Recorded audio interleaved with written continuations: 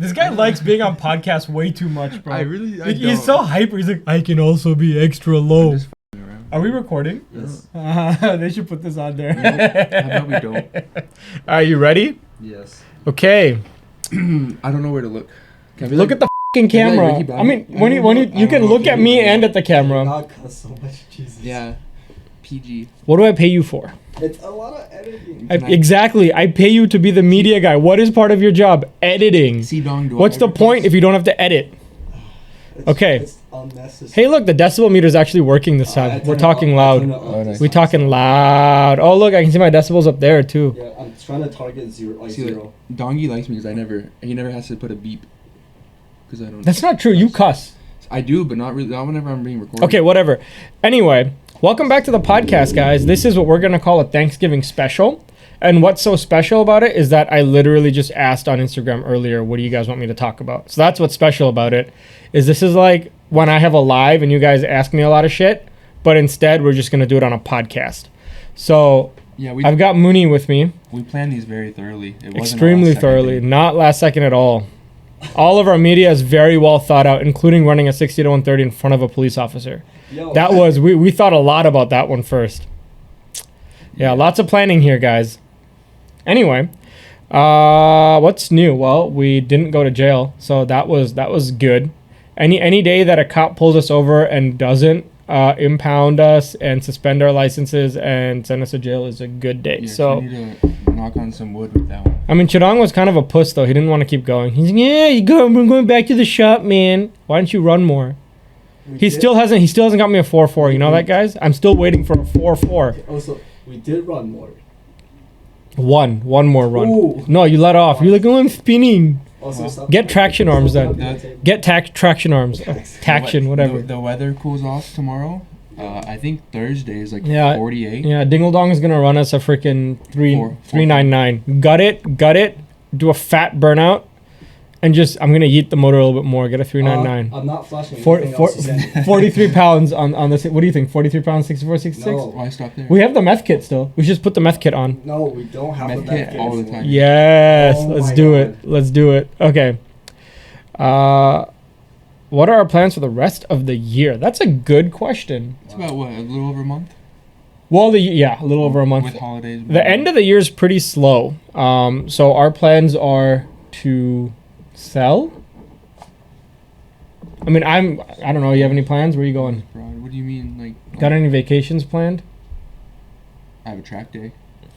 All that Moonshine does is he goes on track days. He like randomly will send me and then he'll forget some, and then he'll be like, "Oh, I know it's too late to request this, but can I get it off anyway?" Hey, no. And then I have to do it because he's already deposited for the track, and he's already lost the money on it. I do track days well in advance because I buy it because I put. What I put about it in the last one? What about the last one? Where you're like, Last "Oh, one I was forgot Maria. about this one." Yeah, exactly. That wasn't a track day. Was it? No, before that, you sent me a couple where you're like, "Oh, sorry, I forgot to put this track day." Why are you lying? I forgot. Okay, well, that's. Can you put that TikTok sound? The "Why you always lying" TikTok sound. Just overlay it. Why the fuck you lie? Jesus. Okay. I got a couple vacations planned. I'm not really vacations. Next month, you just take the whole thing off. I should just take the whole thing off, to be quite honest. I mean, we're closed this Thursday, Friday, but I'm going skiing in December. Where are you going? Vail. I always go to Vail. It's nice. Okay. We stay on the slopes, so like the lift is right there. I don't have to walk. That's the main thing. Not having to carry skis is fantastic. Anyway, then I am going to India to visit my grandma. Wow, I'm talking too low, aren't I? I see the decibels going smaller. No, it's fine. It's fine? Okay. I'm going to India in January. I'll be going to India for like 2 weeks. Does it actually cool off a bit in India? No, it's still hot as shit all the time. I'm going to take my daughter to the homeland so she can see what it's like back in the... Yeah, it is, bro. With an infant, it's going to be tough. She's not going to remember a single thing of it. She's not, but it's going to be interesting. So yeah, that's it, but that's next year. So end of this year is just skiing. I don't have anything planned. You have skiing, I have a track day. And then we have work. Is that Marcus? Oh, it's Anna. Anyway, do we have anything cool going on? We got to get the Z up and running. Z should be running it Yeah. next. I mean, or it's then before the end of the year. running. We got to get the freaking drive shaft on there. New drive shaft, new axle, diff cover. Shout out to Z1. They sent us like a bunch of goodies for the diff to fix it up, Perfect. including the bushings that we should have put on the first time. Bushings and collars. Bushings and collars and the brace and the diff cover. Yeah. We break stuff so you don't have to. Yes, that should be our new slogan. RACEBOX. We break things so you don't have to, including Chidong's driveline components too on the Supra. Yeah. Other than that, Audi's got some big stuff coming. If Ajay will finish up my turbo kit, it's already taken him 2 weeks. Yeah, that'll be like maybe March. They're doing April. full frames on the S8, so that'll be fun. Hoping to gap Chidong in the S8. That would be really fun. That would be funny just to. Yeah, stock motor S8 just gapping a max effort 64, 66 Supra. Oh, that would be fun. Just the difference of a Supra versus a boat. Yeah. Yeah. Okay, I'll just get the jump on him and then I'll let off before he can reel me. Oh my god. But that's how everybody races. Speaking of which, let me address this. Everyone's like, oh, why don't you run for money? Why don't you, like, there's random dudes, like, I don't even know you. And you comment on our stuff. Be like, oh, I've been calling you out. Like, bro, first of all, no idea who you are. So if you've been calling us out, you're not doing a good job of it. Second, even if you are calling us out, if you're calling us out for money runs, bro, like, it doesn't matter because we're not going to do it. Because here's the thing. Everybody that street races sandbags. It's how it works. You're doing it for money. You're going to lie. We don't lie. We do this for a business. We post up all of our numbers so we can tell customers what to actually expect. So no, we're not going to do money runs with any of the shop cars. Unless we somehow start like doing secret projects that we're not telling you about. But that would be detrimental to my business. Why would I not tell you guys how fast you can run with the mods that we run on our cars? So no money runs. Sorry, go find someone else. Anyway, moving on. The shop queue, old build versus new. But we talked about this. Do I have to talk about it again? Do we talk about it on the You can briefly mention it. We talked about it on the video. Okay, so that the green Q50 we did. It was stock turbo full bolt on, and actually 10.6.2. You know, we never, other than taking out the passenger seat, we didn't do any weight removal on that car. We had the bucket seat in the driver's side, which is like a Brom bucket seat, and the passenger seat was removed, and it would run a 10.6.2 or whatever, right? That's the 10.6.2 is the fastest we I ran. pulled out the back seat. Okay, and the bench was like 20 pounds. So bench and that. So like, but we never dropped the exhaust. We never ran open down pipes. None of that. Full cat back for a 10. Yeah, so a big difference between that, but that was also full fueling on that. We were stock injectors, but we had high pressure, low pressure pumps, all of that. This time around, we're not doing anything. We're just doing a low pressure pump because you have to. A flex fuel kit, you know, because we want to know what you could do it technically without, but so we know the ethanol content. And then we won't do it without a flex fuel kit because we can. Yeah, not for you guys because we don't trust you guys. We can integrate safeties with the flex fuel kit, and it is a better, more precise tune because it's reading actual ethanol content and not a guess where the blend is. Yes, I don't want to deal with you guys being like, how come my fuel pressure is crashing, man? Because you overfilled ethanol because you can't do basic fucking math. That's not needed, but we're gonna put a flex fuel kit onto this build as well as part of the budget build. It is a crucial part. Yes, so flex fuel kit, and we're doing turn downs this time, so we're gonna have like about 70 pounds saved just from not having an exhaust on there, which is like, but it's true because it's a budget build, right? But yeah, you know, if we had ever dropped the exhaust on the old kit, probably would run like a 10.5. A little bit less restriction. Yeah, a little bit less weight. We're doing turn downs. Parash sent us some cool turn downs, so we're gonna toss those on, and then so it's very simple. It's just lower down pipes, turn downs, flex fuel kit, a low pressure pump, and boosted 6 intakes. Yeah, the 3-inch intakes. And we're gonna run a 10 with that. But our goal is not 10.5s here. We're going for 10.9s, 10.8s, right? And then maybe we'll go back to full fueling, full E, and see how deep into the 10s we can get. The old Q, we went from that. We went to stage C, these like beta stage 2 turbos. I'm not gonna say the company. I don't want anyone to go bashing companies or anything like that. We just ran some turbos that they made too much torque. They just weren't sized properly for the car, and to get any power you had to basically yeet them, and because of that we obviously threw a rod because you're making like 660 wheel torque on it. Yeah, it was fun for the short amount of time that it lasted. Yes. Back to we break it so you don't have to. Yes. So then I built the motor in-house. And then that one failed because we had I'm trying to remember why that one failed. Was that the porous block or was that the external coolant jacket leak? The jacket leak was the the last one. What was wrong with the first one?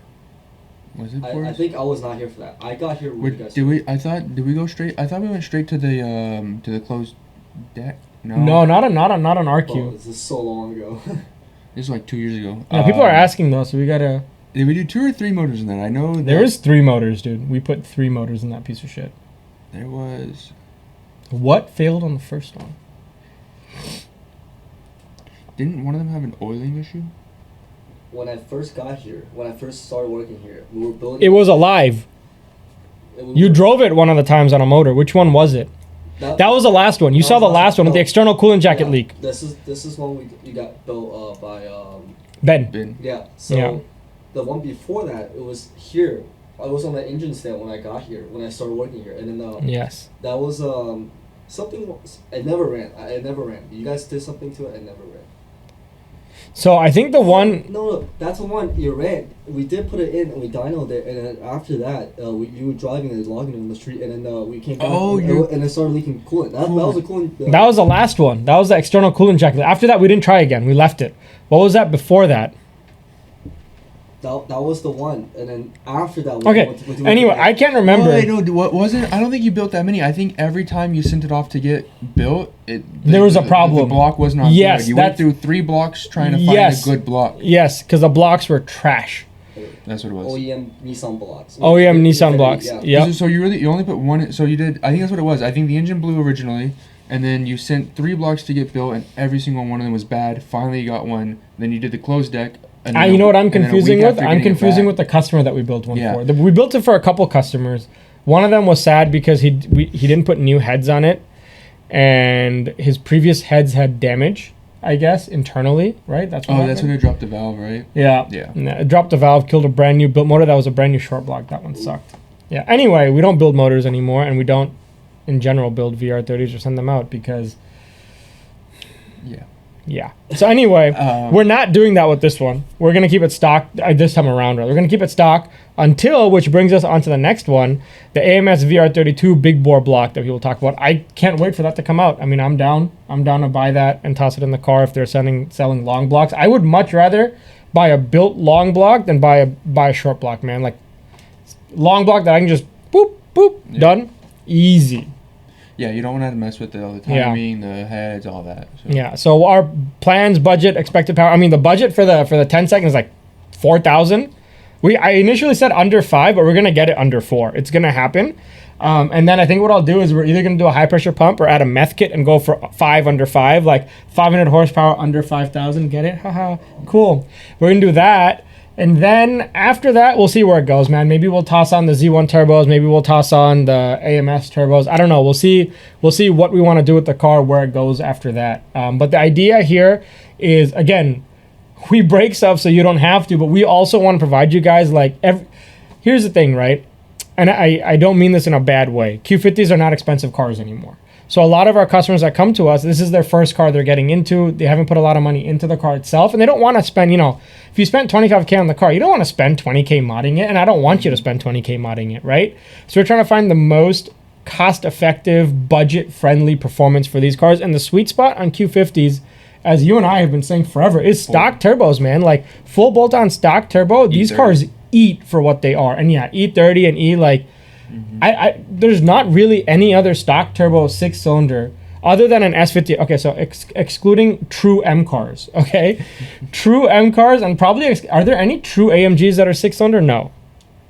Unless you consider C43, but those are slow, and they're also they're not true AMGs. But anyway, excluding like real M cars, there is no 6-cylinder on a stock turbo that competes with the Q50, Q60, VR30. And I stand by that. I know B58s don't though, right? Like there are some that are in the 7s, but there's also, they have a lot more mods into those to run 7, 60 to 130 than the Q50s that run 7, 60 to 130 on stock turbo. What do you want to say to this? So a lot of people, when we make that argument, right, they want to say, hey, there's stock turbo Supras. It doesn't count. You're talking, okay, yeah. Let me clarify. A Supra doesn't count because I'm comparing Q50s and Q60s. You want to talk about a Z, a stock turbo Z? I still don't think anyone's run. I know Mark ran what 6 seconds, 60 to 130 already. Yeah, it was like a 6 something on his Z. I don't know any Supra stock turbo without nitrous that's run a 6. Okay. Well, even on 93, the on 93, yeah, the Z's in the 8s. I don't see any Supras running 8s. I mean, I'm sure someone's gonna come at me with one, but anyway, and the Supra is still lighter than the Z. Yeah, Supra is still lighter than the Z. The Z's like 35. The Supra is 33 with Chidong in it. But yeah, so there you can't compare the Supra and a Q50 or a Q60, right? But if you compare a 340i and M340i to a Q50 Q60, which is the true comparison, or a 440i and a M440 if they're out, those on a stock turbo without like extensive supporting mods do not run the same times as a VR30 on a stock turbo 60 to 130. Like I think almost every single E50 or higher VR30 and a Q50 or Q60 that we do runs mid-8s, 60 to 130, right? Assuming the driver is not like... we don't have a trans tune, so it depends a lot on where the driver's shifting. And altitude, location, stuff like that. Yeah, but like at sea level, they all run mid-8s or lower. I think so, yeah. Quite a few of them are low 8s, a lot are high 7s, and then we've got E30 cars running 7s, right? A few. Very rare. Very rare, but it's doable, right? And that's what we're setting out to do with this. Yep. So yeah, the sweet spot for VR30s has always been stock turbo full bolt-on, right? Yep. When you start upgrading them, you really should either just... I mean, we do a lot of upgraded turbos. You know, we sell... I think John was telling me that we've sold the most Z1 turbos out of any of their vendors, which is cool. Like, clearly there's demand for it, right? And we're happy to tune these cars to 600. But, like, you have to remember that you're no longer in competition with, like, a B58 on a full frame. You know what I mean? And we kind of showed that on the last video, too. But... that's why we want to do that, and we'll see what the next budget move is after that. You know, we'll see if AMS's engine program is good and it's not super expensive. Like, I don't know what they're targeting for a price, but if it's something that's doable for most people, we'll definitely toss one in and show you guys what we can do with a built block. And like, once you go built block, there's so much more to do. Yeah, once we get a built block on these cars, then the Q50 can be a real like full frame M competitor. Like M340 competitor, but that's because that's the last thing holding it back is like for the B58, the rods and the oiling really. For the B58, the limitation is the transmission, but there's plenty of upgraded transmissions. The VR30 limitation is the engine, but there aren't any good engine options at the moment. So once we get there, it should be right again. I mean, but you know what? You've tuned quite a few built motors so far. I feel like this year's been the year of built motors with us. What have we got like? Probably 10 or 12 built motor Q50s out in the wild now, but probably up there now. I never see any of them putting down times. So what's going on? Are they running and then they just go away, or the people who push the most records just push stock blocks as hard as they can, and then the people who do the built blocks seem to just build it and for reliability, and then they just enjoy it. Like, you drop 20 G's into a built block. I'm gonna tap on your head, Chidong. Oh, please, it's so noticeable, both of you. Like, fine, I'll keep my hand right here. I haven't tapped since the beginning. You were like, it's very noticeable because I'll keep my hand right here. Okay. Fuck. I think my knee hits the desk. Anyway, I feel like you drop 20 G's into a built motor. You're like, bro, please, I don't want to boom this one. Yeah, right? I guess. And then that's the other thing. A lot of these built motors end up like, because it's all new, it's all experimental, right? People and builders are finding like, hey, I should have done this differently, and then the motor goes back down for a teardown, and then they fix it again or whatever, and they make constant changes. But I mean, we have a few. I'm looking forward to seeing some real times come out of it. What's going on with that Z1 built motor car out? You're tuning one. I don't want to mention where it is because I don't know if we're supposed to say where it is. Did they mention it on their Instagram? They just didn't mention the owner. They haven't mentioned it yet. No. Oh, they didn't. Okay. No. How's it doing? Has it done any pulls? We haven't finished dialing it in. I'm waiting on logs. All right. Anyway, hopefully 2024 we have a lot more built motor hitters going out, and maybe we can actually have a showing of like VR30s with built motors, built trans, you know. And the other thing is, I know a lot of my OG customers, like ones that have been with me for like 3-4 years, they have built motor cars, built trans. They just don't run them anymore. I mean, I think I get it because of all the shit that I went through with built motors, right? And like, also I think everyone's gotten busy. It's cool that a lot of people have like built parts brands for the VR30 off of, you know, having fast VR30s, and I think that's awesome. You know, it's a growing community and stuff, so I think people are just getting busy with it. But hopefully we see more and more out of that. I'm thinking Landon has like a built motor program, right? Like VR Kings. They're open about it. They're working on it now. And so VR Kings, like Hussain and Landon, they built a whole thing out of it, right? So I think they're just busy, so they don't have time to run their own cars, but they're building motors for customers. Well, Landon's, we're about to get on the dyno pretty soon, so hell yeah, and he's gonna run his. So he put a upgraded valve train in that. Mm-hmm. He was like, yo, he said, tell Alex I want to rev out to 8K. I was like, hell yeah, let's do it. Fueling's more rotation, I guess. Fueling should actually be good at higher RPMs technically, because the cam's riding faster. The pump is happy. Yeah, the injection window is shorter. That's true. But we should also have oil pressure. That's what we gotta watch. Oil pressure at higher RPM. But anyway, that's the plan for max potential. All of these questions, we kind of just answered them. The cost of making. I can answer this one because I was doing the math a little while ago. It hurts. Cost making 700 wheel horsepower on a VR30. If you're looking at installation, tuning, parts for the full 9 yards parts, you're looking at turbo, like Z1 turbos, injectors, high pressure fuel pump, full exhaust, intakes, low pressure. All that all in to make 700 wheel horsepower is looking at around 15 to 20 grand, because you're looking at installation and purchasing parts. That sounds low. Did you really add up the numbers? On stock block, yeah. No, but we did that comparison. Remember Ken's car versus the Supra. Remember, we were like about 20 grand invested in Ken's car versus 21K in parts only for the Supra. Mm-hmm. True. Okay, so a Supra to make 700 is a lot less. Yeah, I'll say so. Well, I was counting installation and all that, because turbos are expensive. You're looking at, we charge over 2,000. And we're actually, you know what's funny? We have so many people like, oh, will you guys give me a discount on doing the turbo? We are the cheapest actual, like, I'm gonna call us a brand name shop as a way of saying like we're known in the VR30 community. We are like by far the cheapest performance shop for VR30s in terms of turbo swaps and all that. I've compared prices with like our other competitors, like, and no point mentioning them because you guys can look it up, but like every one of our competitors who's on the same level as us with like tuning and in terms of like quantity of customers, they charge way more. And they tell me like, bro, you charge too little. I'm like, I don't understand. We still can't get people in the door. Like, it's crazy. The shop stays busy, but y'all still, you know, like we could take on a lot more, but everyone doesn't want to spend for doing labor on on the turbos and all that. Anyway, rant over. But I'm gonna total this up right now really quick. Okay, so low pressure pump, 500. Flex fuel another 500. Yeah, 500 plus 2,500 for a high pressure, plus 2,000 for injectors, plus 3,500 for turbos, plus the Z1s are 500 for intakes. We're roughly we're like averaging out the different ones you could buy. So we did. You got to do down. One of the cheaper ones for full frame. If you're making 700, I did 35 though, right? 4. Add 5 on so I'll add another 5. Plus, let's say. Z1 turbos went up in price too. Yeah, I know, but I'm keeping the old one. Plus, your heat exchanger. You have to do a heat exchanger. It's like 600 plus. Exhaust. So you need it. Yeah, you have no option. Well, let's say they do a turn down. So let's just do a downpipes plus a turn down, right? So $1,000 for that.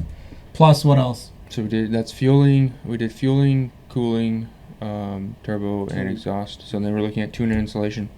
So $2,500 for the tune if you buy Ecutech plus the tune. Licensing and everything. Right. So that's at $14K just and parts. Installation. And then if you install on top of that, and that doesn't include like intercoolers that we recommend, 4-bar map sensors. That doesn't include map sensors $130. True. It doesn't include any suspension. Doesn't include tires. Doesn't include. What else do we do for supporting mods? So you're looking at about 20K. Yeah, because we would charge about 6 or 7,000. So yeah, about 20K. So yeah, we were right. Ken's car's got about 20K in it. So that's for 700, right? Like Ken's car can make 730, but the torque is way low, right? And then if you guys watched our last video, we showed you like a stock transmission Supra, and like, yeah, he had a $9,000 KLM kit, but he could have gone with like a $5,000, $6,000 spool kit with the 6466 as well. And that, so if you're like 6,000 for that, 2,000 for PI and the rail plus. So if you leave stock trans. Low pressure pump for, So we totaled up to about 12K in parts, right? But the labor on all of that's probably about $3,000 because the turbo is easy to access. You don't have to drop the motor for so like 15 grand for a Supra that makes 750 to the wheels, 650 wheel torque, has a fat power band, and you're like at 750 from this is stock transmission? This stock transmission. Yeah. It's like the peak of stock transmission, but let's be fair, like we're doing that to the Qs too, right? If we were to go to 650. If you do, yeah, but we could push the same power because we usually stop around 7, but we've done high 7s on the Z1s already with the stock block. Okay. So we could push. But the power band's not there. Similar if you push 600 wheel torque. Okay, so fine, 600 wheel torque. So you're still pretty similar at that point. Fine, fair enough. If you're saying 600 wheel torque, so okay, the B58. If you're really, let me put it this way. If you're really pushing your luck on a stock block VR30 and you ask us to turn it up, we go 600 wheel torque, we flatline that torque at 600. Mm-hmm. You've got great oil pressure, you got a healthy car, you do good maintenance, you got healthy turbos, all of that for about 21. You can hear this? Yes. Oh my God, okay.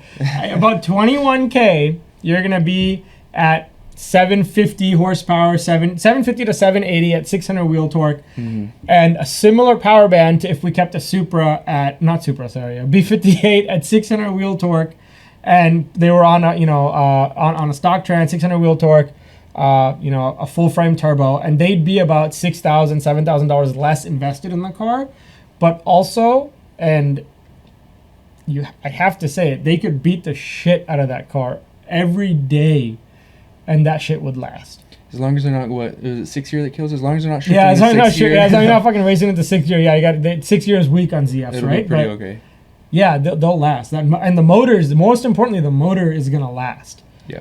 The VR30s, like we have them running, but like all of those customers, we've given them medium boost maps because we're like, bro, please don't run this all the time. Right? Over 700 is really pushing the limits of a stock block. We do it because you guys want to see those numbers and it's fun, but like also we're very aware of the fact that like that's really pushing it, right? And like I've seen some people pushing like 650 wheel torque on stock VR30s, and like I did that 3-4 years ago, and I know that like the night we took that out on the street, Rod said goodbye. I mean, it was bad, so I don't know. That's the comparison for B58s and VR30s. There is like, if you really get technical about it, there is that like when you're stock trans, stock motor, you can make the same power out of both. Mm-hmm. Similar power. Different limitations, and there's a different,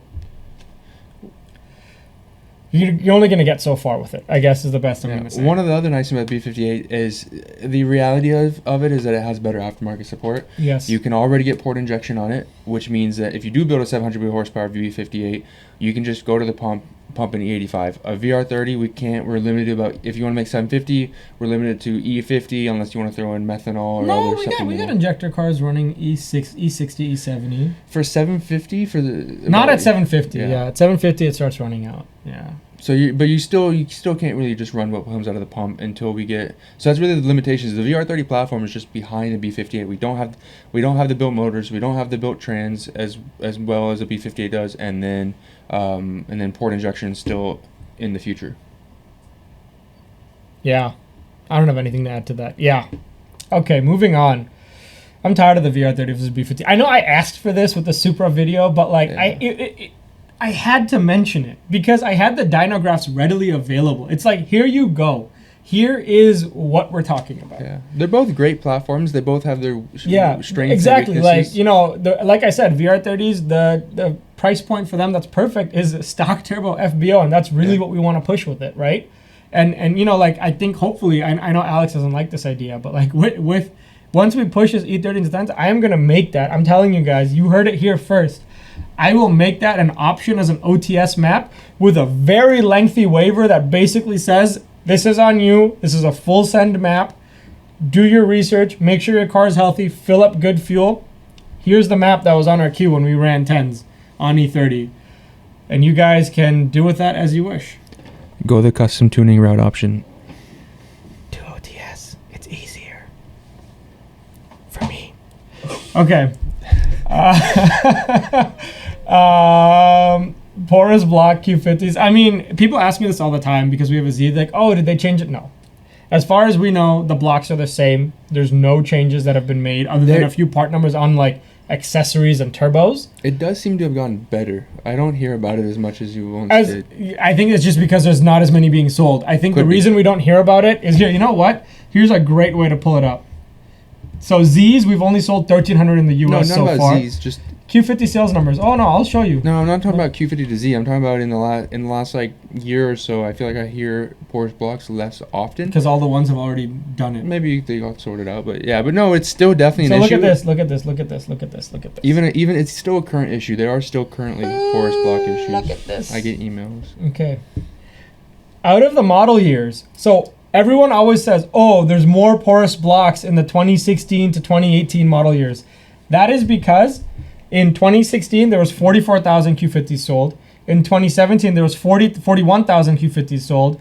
In 2018, there was 35,000 Q50s sold. After that, it's gone 25K in 2019, 16K in 2020, 13K in 2021, 4,000 in 2022. Sales have plummeted. So, yeah, there's just a vast majority more 16, 17, 18 Qs out there. And that's why there's this idea that, oh, the newer Qs are more reliable. They are not. I guarantee you Nissan still has the same casting process in the same factory from the same place. Like, it's not better. You still have just as much of a chance of a porous block. It's just that there's not as many cars out there. So, like, the actual quantitative numbers are not that high of porous blocks. On the older cars. Yeah, but we've seen 21s with porous blocks. We've seen 22s with porous blocks.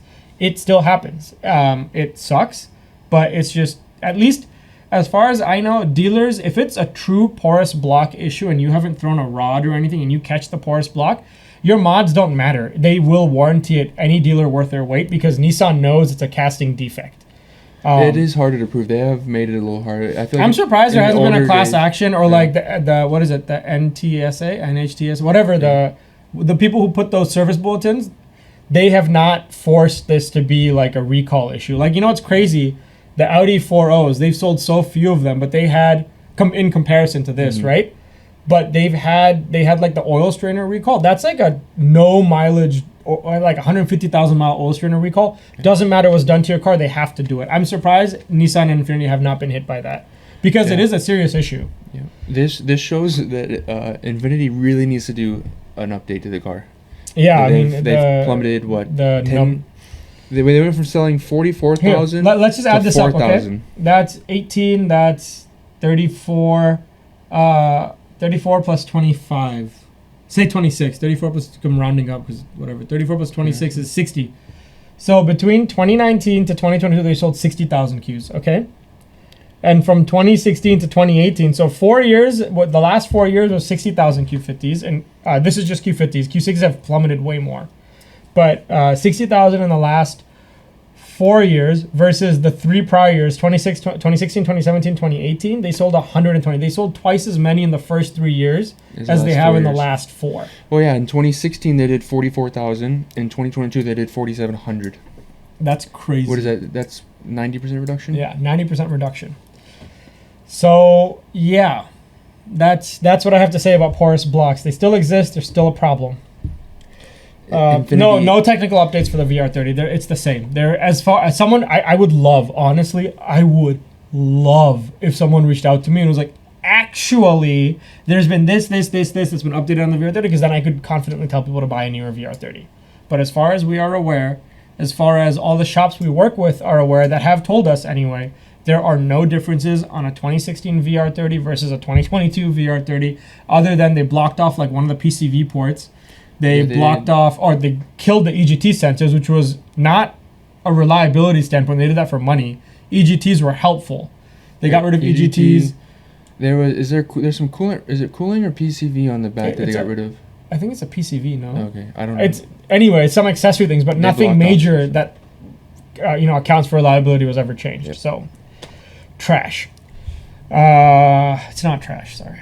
Okay, I have to be nice. B48, B48. I'm excited to talk about this. Oh. Yes. I want someone go buy a 330 or either a freaking F Series 330 or a G Series 330 or a 5 Series 330 from a G chassis or an F chassis.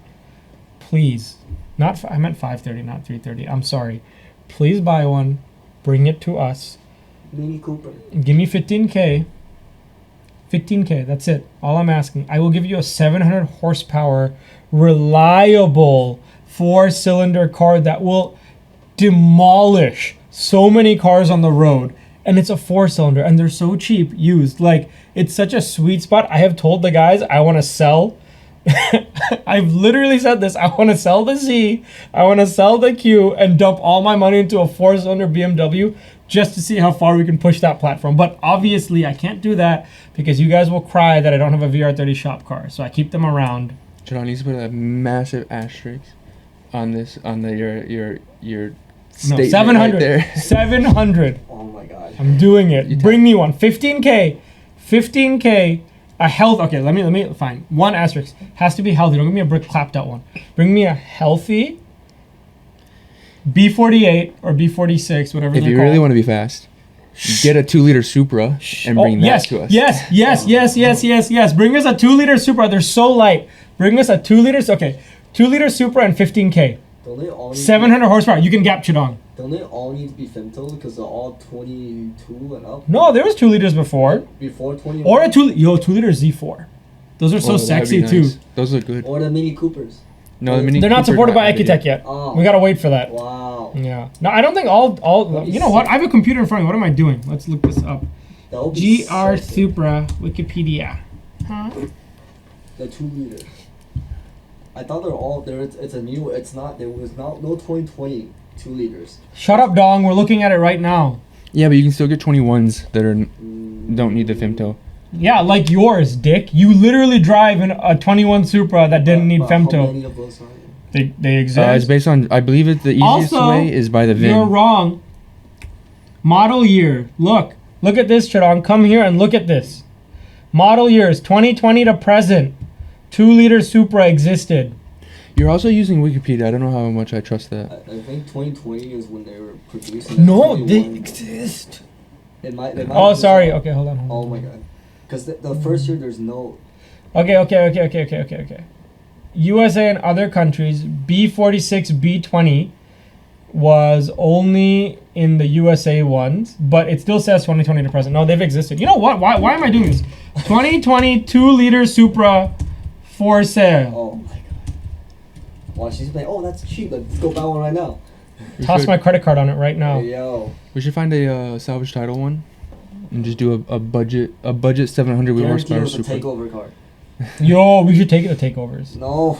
No, I'm kidding. I do not endorse that. Any of you that go to takeovers, I'm sending you a boom tune. Or one of those car girls that buy them. Go sort by cylinders. I need to sort by distance. I gotta increase the distance so it doesn't. Bro, please. Nationwide. It's on your Nationwide. side. It's on your side. Right, now go sort by cylinders. Engine. I4. Okay. I see a bunch of 21s. I see him in the 21s. I'm Alex.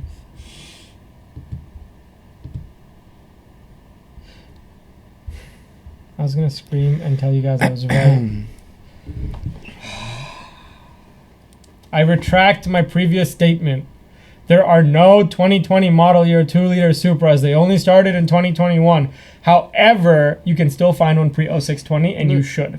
There's 30. They're in the 30s. Damn. No. 30K. 30K. Someone go drop 30K on a Pupra. And then 15K. They're low miles too. 27,000.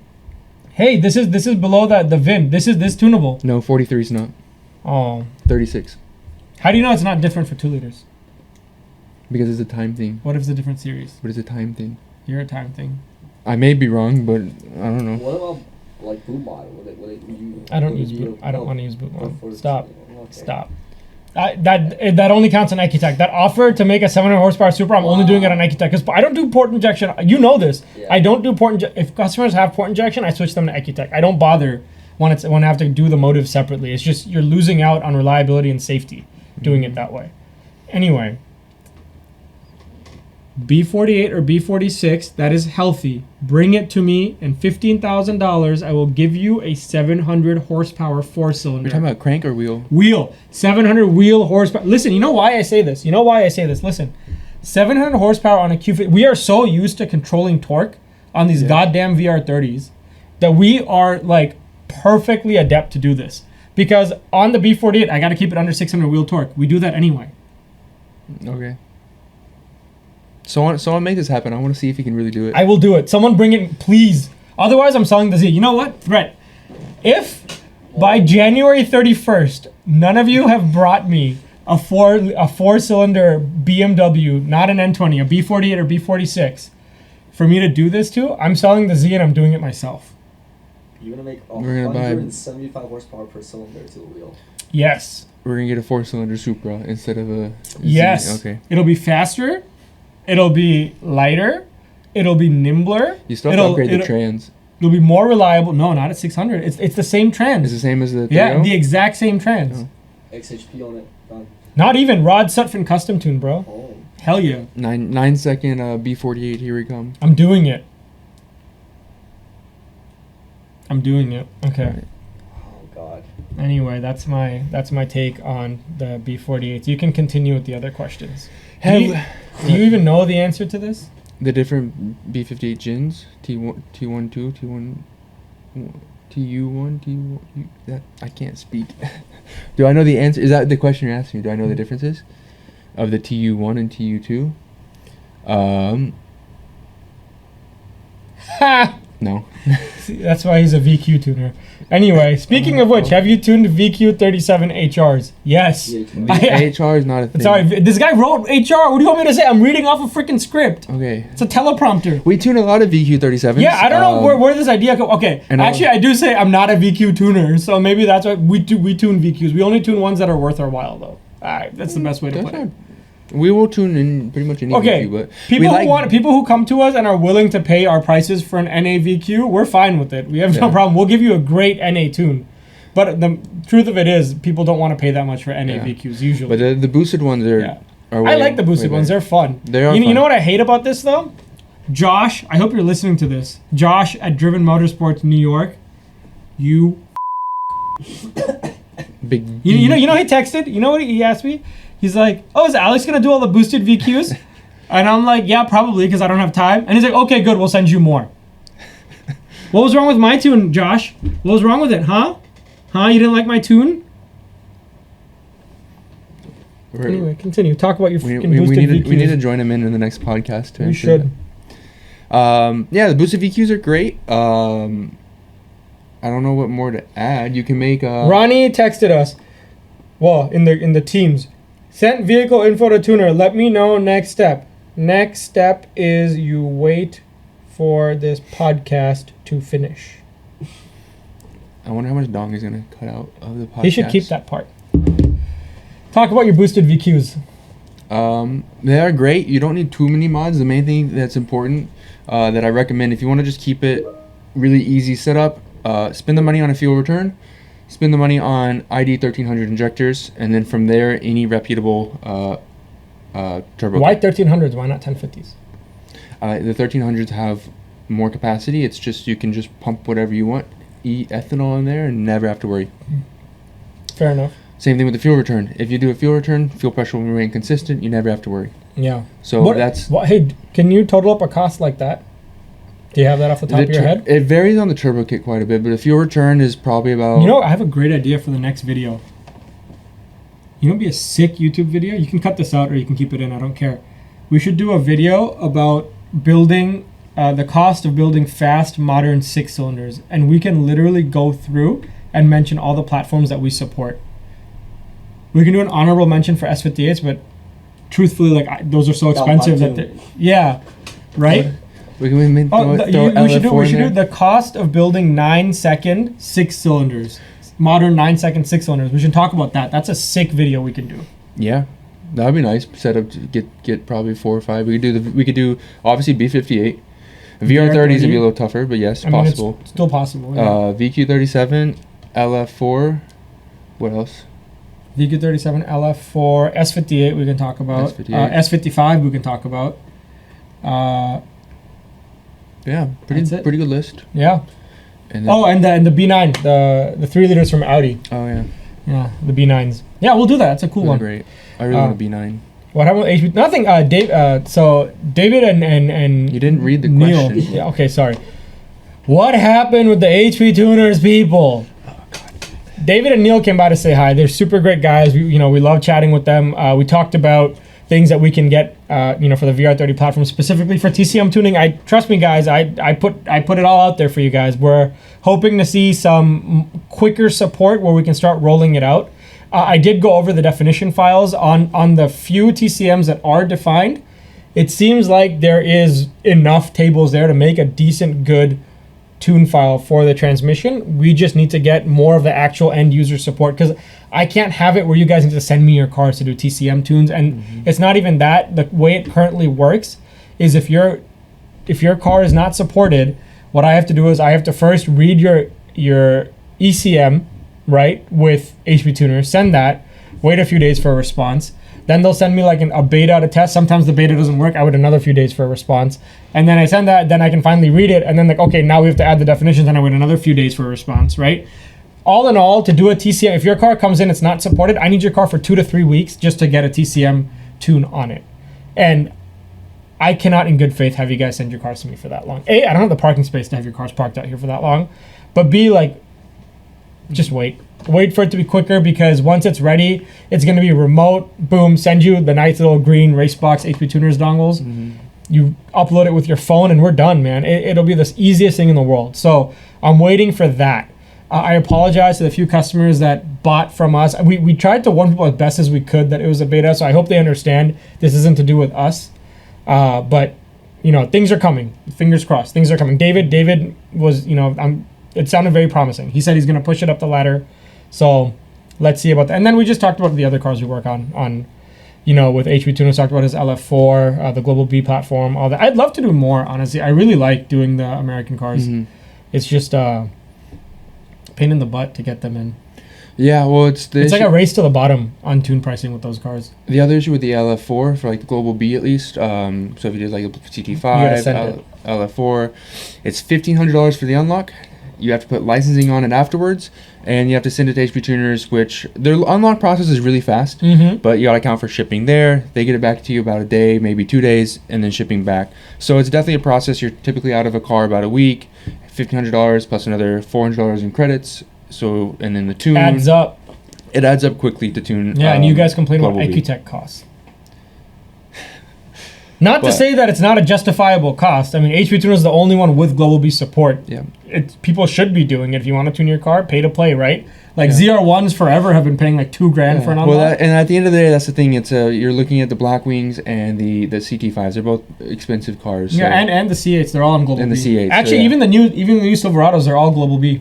Oh, really? Yeah. But up until, so for the C8, the Blackwings, you're looking at relatively expensive cars. So people, that's why, same thing for like the M3s, the Femto unlocks. People pay that money because they're already buying in on an M3 that's $60,000 or higher at the minimum. So, the moral story is the more expensive you buy a car for, the more expensive it is to modify that car. Except for Q50s, they're surprisingly expensive to modify. But we're changing that. We're changing that with our budget build. Also, for those of you waiting, here's the update on the Q50. Honestly, if the climate controls were working, we would have been done a 10-second run by now. We have the mods. It's going to take us like 4 hours to put those mods on. Take like an hour for us to tune it on the dyno and get it on the street. Like, we would have done a 10-second pass on the street for you already.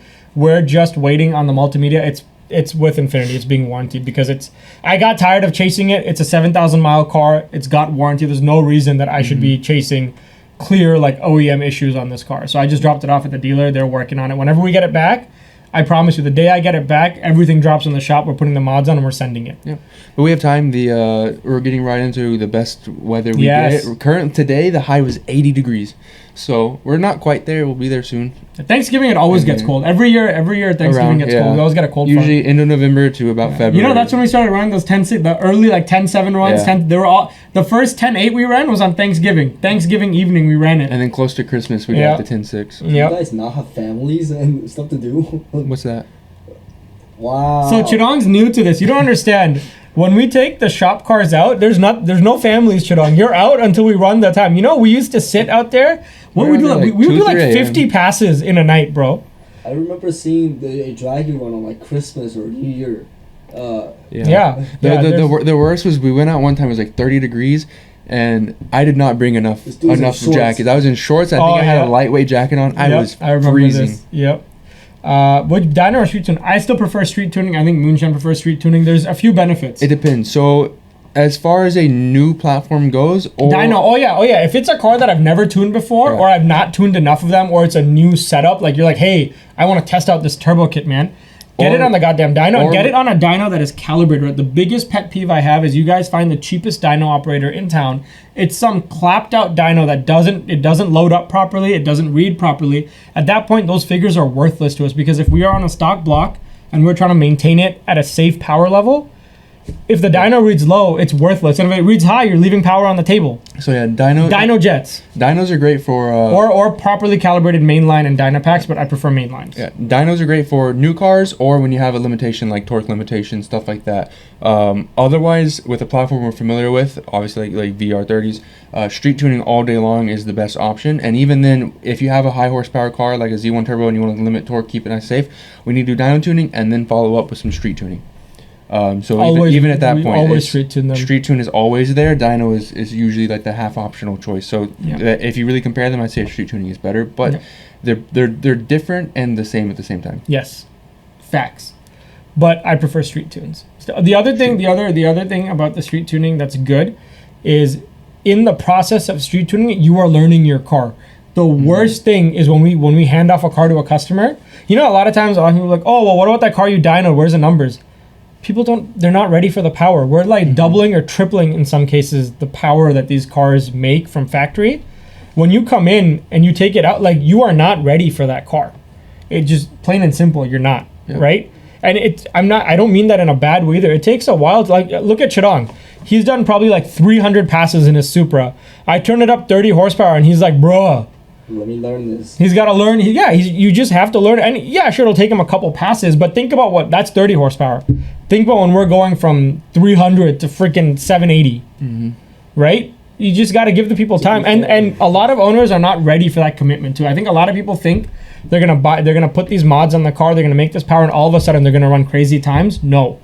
There is so much work that goes into it. You know what's funny? I would always tell Mikhail too, when he was running back in the day all his times, I'd be like, bro, don't sell yourself short. Like, a lot of that is you learning to drive your car. And like, I think only people that have done fast cars like that really understand what it takes, right? The driver, I know everyone's like, oh, it's an automatic. What driver mod is there? But there is. You have to know how to drive the car and launch it and all of that. So yeah, street tuning helps with that. You can learn your car as the power slowly increases. And the best benefit of street tuning is real world logs, real world data, as well as you capture more of it. When you're on a dyno, all we get is just the wide open portion. A lot of times people send a little bit more than just that, and of course I look at the entire log, and so I make sure that if you give me a little bit extra, I'm going to review it and make sure everything is good. So you get better data from a street tune than a dyno tune. The only time a dyno tune is beneficial is new vehicle or whenever you're limiting power. And then street tuning is always on top of that as well. Yes. Recommended wheel and tire combos. I assume this is in reference to Q50s and Q60s. Huh? I want to add it on this one. Okay, let me finish mine first. Go. White Sport TC105X. Oh my god. It's what I've run forever. They're 17 pounds. Okay, 18 by 10. So it's a nice big wheel. They look good. 17 pounds. 17 pounds. Find me one that's better. NK, okay, RPF 1s are good, but I think these were lighter than RPF 1s.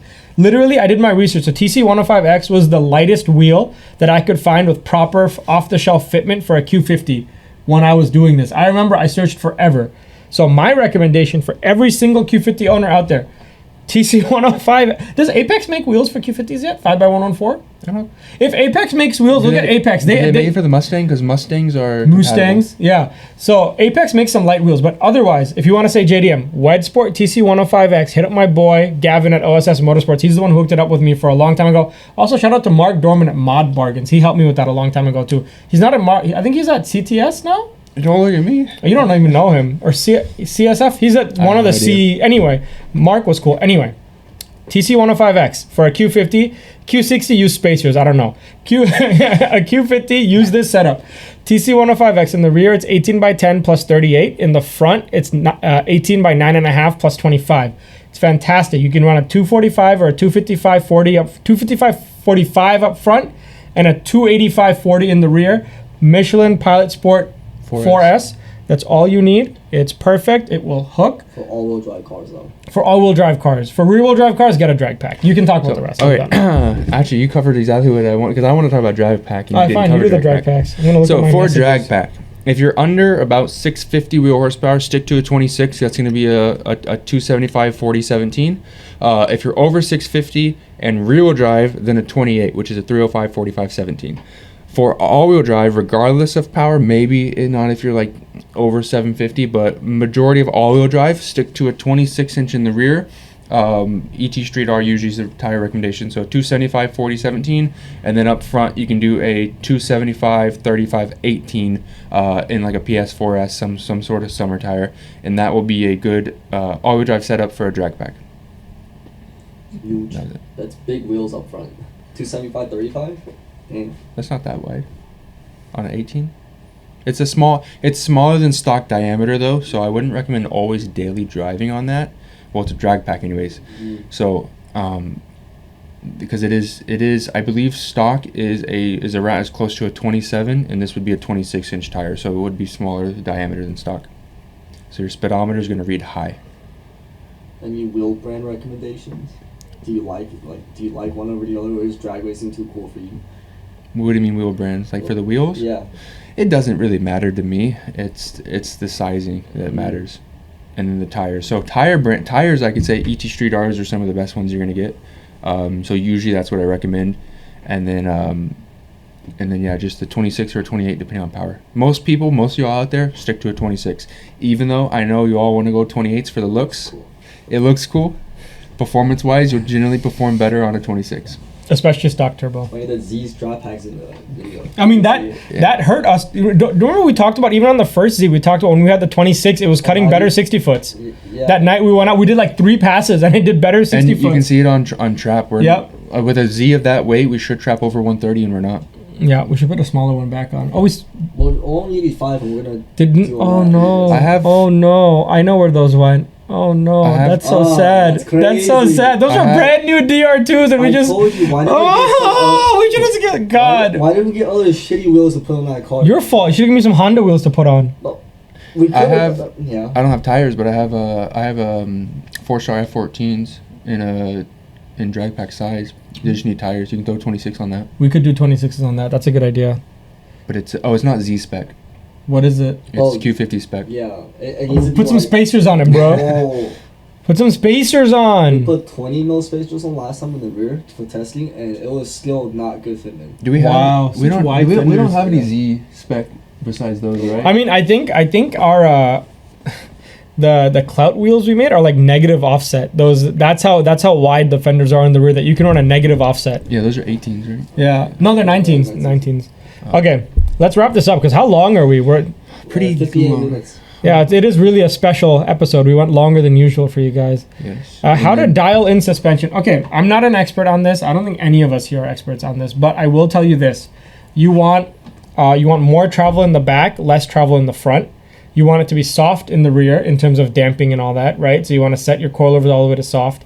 You want your camber, so with your arms and everything, you want it to be, there's more you can do, but as far as camber goes, you want camber to be straight or a little bit positive so that when you squat, it goes straight. Any negative camber, you're losing contact patch and you're going to be slower. I mean, not slower, you're going to spin. You're not going to get as much hook as you want. This is drag alignment. This is drag alignment. For road coursing and shit, you want camber, but I don't know. I can't tell you more. You want a dial in suspension, man, go to a shop that knows what they're doing. Out here, Texas Tires and Parts, Rudy, he's helped us a lot with drag alignments. He does it a lot for the shop Houston. They do all their GTRs with With most coilover setups, most like general street setups, you just want to go as soft as you can on the dampening. Yeah. And then and then just make sure your ride height is not going to rub. Yes, don't be too low. Have travel. Chidong Supra, actually, one of the reasons that it probably doesn't hook as well is it's too low on the lowering springs. Yeah. He needs to raise it up, and he could probably get more because he'd have more travel to absorb it. And what also with his car, because we don't have the arms, raising it up will also zero out camber some more. Yeah. So yeah, that's the biggest thing. Camber, and then soften as much as you can on the stock setups. If you're changing springs, you can go too soft, so you want to be careful about that. At that point, then you want to go to Which a is shop actually, this is why a lot of cars that are stock ride height tend to launch better than a lot of you guys on coilovers and stuff, because A lot of you guys on coil did it for looks. Like I get it, people do coilovers for looks, but when you do that, you have to understand that you're stiffer, especially when you're lower. Mm-hmm. So keep that in mind. Weight saving tips. Go on a diet. Hit the gym. Coming from you. Shut up, titties. Okay, but weight saving tips. Light wheels and tires make a huge difference. Two-piece like wheels and tires and two-piece rotors are way better than gutting your interior. I'll be honest. The unsprung weight that you're getting, you're reducing with that is way more effective at reducing your times than gutting your interior. Cost effectiveness, it doesn't cost anything to gut your interior. That's two-piece true. rotors are fairly expensive, so... Yeah, I mean, on a Q-Man, really your biggest weight that you're going to take out is the passenger seat. The driver's seat you replace with a bucket. That's a good... If you take the passenger and driver out, those are about 140 pounds together. Yeah, that's quite a bit. So take those out, put a bucket seat in, take out the rear bench. Beyond that, it's like minimal. Take out the sound deadening in the trunk and the spare tire if you have one. The next biggest thing is going to be cat back. If you remove the cat back, dump it and you'll be good. And then after that, wheels, tires, all that stuff. Yeah. How much Hussain loves Cal? Haha. Yeah, what happened with that SoCal? What happened with your, come to SoCal. So come to SoCal. We're all ready. I said 12 cars. You got like 5. Where you at? I'll come out when you guys get the cars. I don't hate you. I'll still come, but we're going to take our time and make sure that you guys are committed and we get everybody. I'm ignoring this next question. Someone is trying to start shit. Why is Alex the best tuner and blah, blah, blah, blah, blah, blah, blah in comparison to other shops? We will not answer that. But I'll tell you why Alex is a good tuner. And I'm gonna go on this actually. This guy has been tuning with me for 3 years. Alex started working for me in January 2021. Mm-hmm. Right? That's when it started. Was it 21? Yeah, it was 21. Yeah. January 2021, Alex started working for me in 2021. You started tuning in 21? Very tail end of December, technically. Okay, so to give you an idea of timelines here, I started tuning my Q50 in... Oh, I see the decibels on the screen too. That's bad. Okay. I started tuning my Q50, my old Red Sport, in September 2019. That was technically August is when I got the Ecutech kit and all that. I had tuned my first customer, George Brummel. Still love you, George. Hope you're doing well. I don't know if you tune into this, but I hope all's good for you. George, I tuned in October. And then I brought Alex on around December or January. No, you came to work for me after. It was like the shipping and stuff. Alex was like my... I started. He was like my errand boy for like a year. Okay, the poor guy would answer Instagram messages and ship for me. I'd leave like FedEx packing stuff at his house. Be like, here's all the FedEx stuff, and I just leave the kits, and he would have to ship it out. He'd register the dongles and all of that. That was about August 2020 through kind of and then in December. So you started that next August. Yeah, okay. So it was a year after we first met that you started doing this for me. Yeah. That's when business had picked up enough for me that I'm like, okay. So that was September 2019. I was AMW tuning. Okay. I rebranded in May 2020.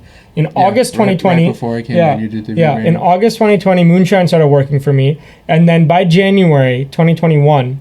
He started tuning. I was already tuning. I started teaching him. And let me give you an idea. When I say Alex started tuning for me and I taught him, Alex spent 3 months. Every day he would come to my house. He'd sit there, watch me tune, ask me questions, learn from me. Also, he watched me play No Man's Sky and get me lunch and a lot of other shit. But, it was a good time, man. I missed that apartment in downtown. It was COVID. There was no traffic, so it was fun. It was nice. And we had a nice view of downtown Houston. Anyway, Alex literally spent a lot of time learning how to tune from me. And then since then, Alex himself has tuned 1,200 cars. Oh, I'd have to count. At least 1,000. Over 1,000 for sure. To give you an idea, Alex has tuned 1,000 VR30s at least. We've totally tuned about 1,600 VR30s. Mm-hmm. So Alex has done more VR30s than me. Because I think we're probably over 1,700 by now. Are you serious? I think so. Okay, maybe. We'd have to add it up. I don't know. I don't check anymore. But anyway, Alex has by far done more VR30s than me. And so think about it this way. He knows everything I know. He learned everything I knew. I made the base maps for him, right? So for those of you that still, to this day, have like some kind of weird feeling about when Alex tunes you, like, it's just rude, first of all. Like, the guy knows what he's doing. He's one of the best tuners on this platform. you guys need to like understand the fact that if he's representing RACEBOX, he is representing me. I would never let Alex tune cars if I didn't think he could do it to the standard that I tune at. Awesome. And we've talked about this before. As far as fueling goes, like if you ever pay attention to fuel trims, look at a car that's tuned by me, the fuel trims, and look at the fuel trims on a car tuned by Alex. It doesn't affect performance really, but it gives you an idea of how precise and how perfect he tunes every single car. He gets his fuel trims within like 5% on every single car, unless there's like a problem with the intakes or the injectors or the fuel pumps. I don't know any other tuner that gets that close, to be quite honest. So the only thing I'd like to add is like it's not like I just learn everything what you do and I just copy what you've taught me. No, he's improved upon it. He comes to me, he's like, hey man, what do you think about this change? Yeah. So we both have backgrounds in engineering, so I'm a better school, but that's fine. Oh. It's okay. So I mean, so we talk often about and in the last 3 years we've progressed these tunes a lot more from where they were back then. So yeah, we constantly talk about it and we try things and we're like, hey, this worked, and then we'll kind of both attack it and see how we can further advance the tuning platform. Yes. Facts. Rant over. So he is the best tuner. You're right. Dang. Only for the VR30s though. He sucks at everything else. I'm gonna save it, but except that little bit there, just that. Cut it. Did you guys watch the last video and see the sign we keep up behind Alex's head? No, we don't need to mention that. Go back to the video. Go to show Alex. I want y'all to see. What exact video is that? The Supra video. No, the Q50. It was a Supra video when you took a. Oh, it was the Q50 video. The Q50 video when we reintroduced the clapped Q. I'm gonna drop the time. I'm gonna the VR Zaddy plate. I'm gonna retire this plate. I'm gonna clapped Q as or just clapped as a license plate. That would be pretty good. Get 3 of the fastest RB VR owners together on a web call. That'd be cool. We could do that. I don't know who the fastest are, but we could do that. If you think you're the fastest, hop in our DMs. Send us your application, bro. See if you want to get on this podcast. Quarter mile and 6130. Yeah, how's the Z cooking? You can see it up there. We are waiting for the drive shaft and axle to come in. We already have the Z1 stuff. They shipped that real quick. Also, Z1 is fantastic on shipping. Shout out to them. I don't know another company that gets it out that quick. But anyway, we're waiting. When I get that, it goes on, and Chirang goes and does street hits. I would like to take that car to like a street racing meet in Mexico. In Mexico, yeah, we go across the border. We go drive down to Brownsville where we bought our first Z, and then we hop the border. Yeah. Not hop, we legally cross the border. And then we legally cross back after racing in Mexico. Anyway, that's it. Thank you for tuning in to our Thanksgiving special. And a special thank you to all of you for making RACEBOX what it is. Even though most of you are a giant pain in my ass. Damn. Alex, anything to say? That was rude. I don't know. I don't say that much. Can I end this with cut? And then it ends? No. He doesn't let me do that when I try. All right, just walk away. Yeah. We just have to walk away. You gotta kiss me goodnight. Oh yeah. Never. All right, come. Make it wet. You gotta wet your lips real quick before you do it. I can kiss the mic. Yeah. Oh, that was very crisp. No. Don't kiss the mic. That's gross. Right. That's what you just did. I did it. I got close to it. 3, 2, 1, go. No. That's Bye. So bad.